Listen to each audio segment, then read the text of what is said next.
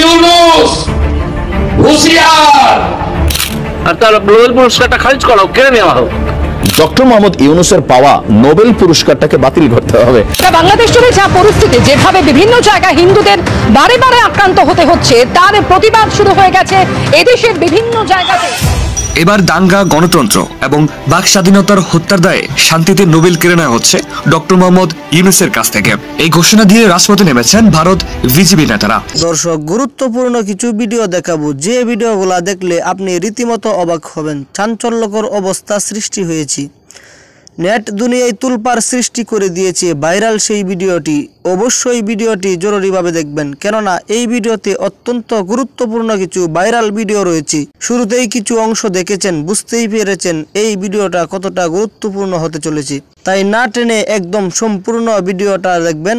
এরকম নতুন নতুন তথ্য পেতে চ্যানেলে নতুন হলে সাবস্ক্রাইব করে রাখবেন এবং একটি লাইক দিয়ে দেখতে থাকুন সম্পূর্ণ ভিডিওটি। এই যে ইউনূস, ইনি নোবেল শান্তি পুরস্কারের জন্য একটা নোবেল শান্তি পুরস্কার পেয়েছিলেন।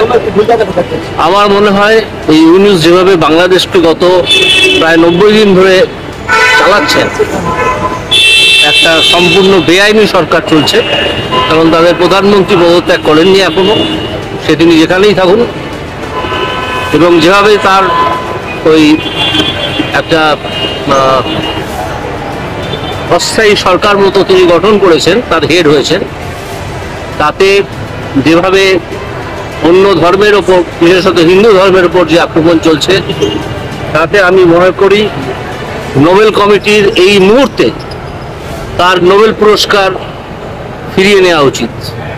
আপনারা হয়তো আমায় জিজ্ঞেস করতে পারেন যে নোবেল কমিটির এই রুল আছে কিনা, আমি বলতে পারবো না, কিন্তু একটা সাধারণ রুল আছে যে কোনো কর্তৃপক্ষ যদি কোনো একটা কাজ করতে চান, করার ক্ষমতা থাকে, তাহলে তার সেই কাজ নাকচ করারও ক্ষমতা থাকে। সেই প্রিন্সিপালের উপর ভিত্তি করে আমি দাবি করছি নোবেল কমিটি এই মুহূর্তে ইউনূসের নোবেল পুরস্কার ফেরত নিয়ে নিক।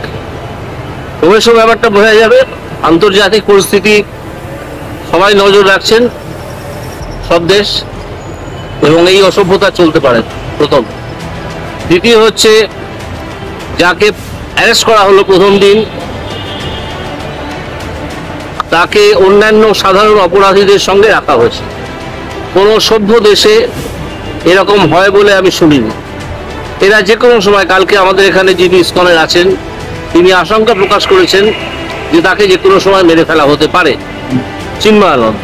তো যদি আপনাকে আটকে রাখতেই হয়, ওই অসভ্য বর্বর সরকার যেটা চলছে, তাকে যদি আটকে রাখতেই হয়, তাহলে আপনি কোনো গেস্ট হাউসে আটকে রাখুন তাকে, অন্য কোনো আলাদা জায়গায় নিয়ে গিয়ে আটকে রাখুন তাকে। যখন আদবানিকে অ্যারেস্ট করেছিল বিহার সরকার, আপনাদের অনেকেরই হয়তো মনে আছে, আমাদের লালকৃষ্ণ আদবানিকে রথযাত্রা নিয়ে, তখন তাকে একটা গেস্ট হাউসে রাখা হয়েছিল। এরকম অনেক ক্ষেত্রে হয়। আপনারা এতই অসভ্যতা করছেন হিন্দু ধর্মের বিরুদ্ধে যে এই যিনি স্বামী চিন্ময়ানন্দ দাস, চিন্ময় কৃষ্ণ দাস, তাকে সাধারণ অপরাধীদের সঙ্গে আটকে রেখেছেন। এই ঝুঁকি আপনারা নিচ্ছেন। আপনারা জানেন এর ফল কি হতে পারে, আপনারা হয়তো জানেন, কিন্তু টের পাবেন যদি তার কোনো ক্ষতি হয়। এবং হিন্দুদের উপর এই আক্রমণ আমি তীব্র নিন্দা করছি, এবং এই ধরনের আক্রমণ, আমার কথাটা শেষ হয়নি, এবং তীব্র নিন্দা করছি। এবং যারা এই আক্রমণ চালাচ্ছেন, তারা জেনে রাখুন পৃথিবীর বিভিন্ন দেশে তাদের ধর্মীয় সম্প্রদায়ও আছে, তারা মিলেমিশে থাকে, যেমন আমাদের ভারতবর্ষ। দর্শক, আপনারা তো সম্পূর্ণ ভিডিওটাই দেখলেন। এই ভিডিও সম্বন্ধে আপনার মহামূল্যবান মন্তব্য আমার এই কমেন্ট বক্সে জানিয়ে দিবেন। আর যদি আমার চ্যানেলে নতুন হয়ে থাকেন, তাহলে চ্যানেলটিকে সাবস্ক্রাইব করে রাখবেন এবং পাশে থাকা বেল বাটনটি বাজিয়ে দিবেন। আপনারা ভালো থাকবেন, সুস্থ থাকবেন। দর্শক, তাহলে এই মুহূর্তে আমি বিদায় নিচ্ছি। দেখা হবে পরবর্তীতে কোনো ভিডিওতে। আসসালামু আলাইকুম।